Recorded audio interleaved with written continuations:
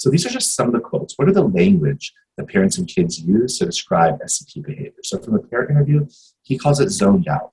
We'll be talking to him and he starts spacing out and says, oh, I zoned out. What did you say?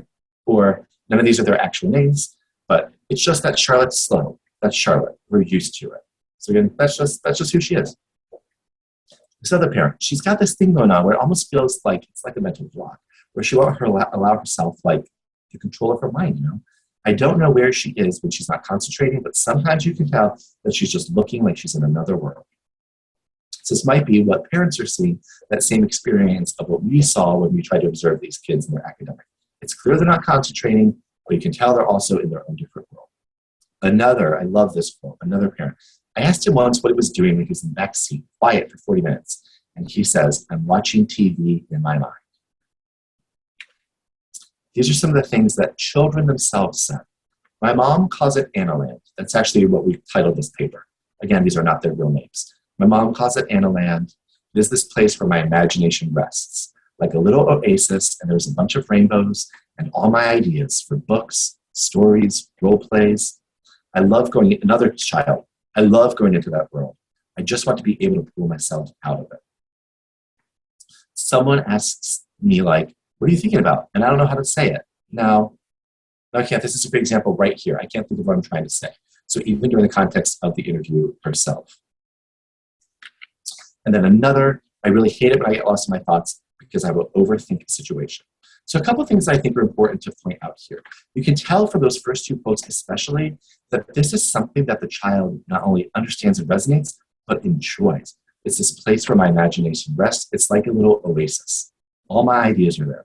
Another, I love going into that world.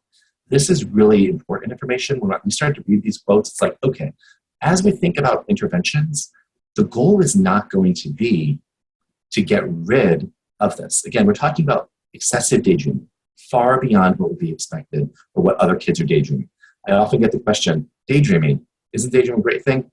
Yes, I love daydreaming. I think it's a really great thing. It fosters creativity. It fosters inspiration. It fosters the arts, all things that I really very much enjoy. That being said, maybe the interventions that focus not about eliminating that or removing that, but really thinking about what are the contexts and the places where it's going to be more or less helpful. And that could be one of the goals of an intervention. We also asked families, what were the domains across different domains? We asked these families as a part of these interviews, walk us through your day. And then we talked about SCT behaviors in the context of morning, in the context of school, getting home from school, homework time, et cetera, et cetera. And so you see, these are the percentages that based on our coding system that we used and developed, what percentage indicated that there was a significant negative impact of these behaviors for their functioning. So for example, the morning really came out as a very key theme across the parent and the child meetings. And you read some of these quotes. She's pretty slow. It takes her a while to get morning. Eventually, by the time it is time to get, she's moving around, but she is sluggish at first, even using the actual sluggish word. Homework. She's just staring off into space or looking out the window, and our reaction is, do your homework. Or the child saying, my mind just feels like it does not want to do the work, and I start then to daydream. Also difficulties with school, being off in la-la land. That was a term that came up a few times. Or forgetting to write down their homework because they're zoned out. And then child saying, in class I zone out and it's back to reality and like, don't remember what my teacher was talking about. Sleep comes up in a number of different ways for about 50 to 65% of the families. Again, this is a small sample. I feel like she's getting wrapped up in her mind and she cannot sleep or fall asleep. Again, is that ruminative thought? Is it daydreaming? What's going on in that mind? There's still additional work and understanding that we could certainly do for that as well. And then I like this quote, the third one there in the sleep section that a child gave us. I feel like there's not enough hours in the night. Me too, I agree. But then he or she go on to say, sometimes I will lay my head down and my eyes are open, but my mind is asleep. Extracurricular activities. She just daydreams and the coach is always like, Anna, pay attention. And she is just kicking dirt around. I like this third quote. In volleyball, I doze off. I'm just waiting for the ball to come. Then, of course, it comes right as I doze off. That's unfortunate. And then fewer indicated some difficulties in the peer domain, forgetting what they're going to say because they're daydreaming, having a hard time putting thoughts into words. And then I like this, and then that parent continues. He's not inclined to seek interactions because it's hard to express himself. Is that what really might be driving some of the social withdrawal that we see? But also, what do parents and kids perceive? We also ask them about their strengths. What do they like about their behaviors? Well, around 80% of children reported several strengths, including that it's just kind of a nice respite. It's a nice little break from everything else going on in their day and just be able to zone out. The spacing out is kind of my thing. My favorite part of it is because I kind of like it, you know? It gives me a small break for a few seconds, and I get back to my work. I've given myself a break. So if that's working for that child, that's great. That could be really useful.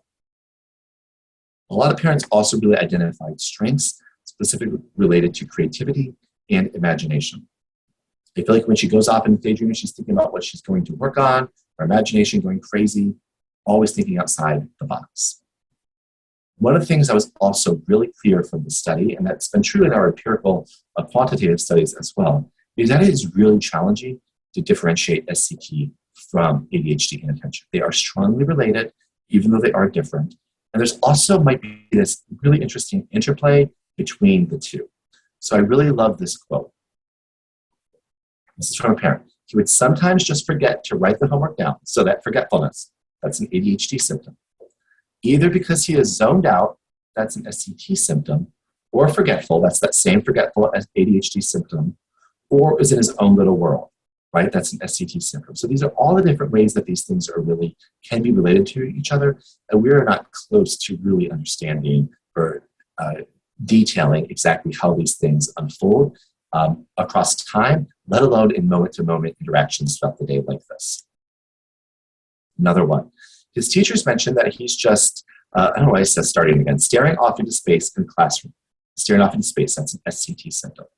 They will say he will start the assignment correctly, then he just adds a whole bunch of other things that have nothing to do with the assignment. Well, now we're talking about not following through, failing to give close attention, making careless mistakes, all of which are ADHD inattentive symptoms.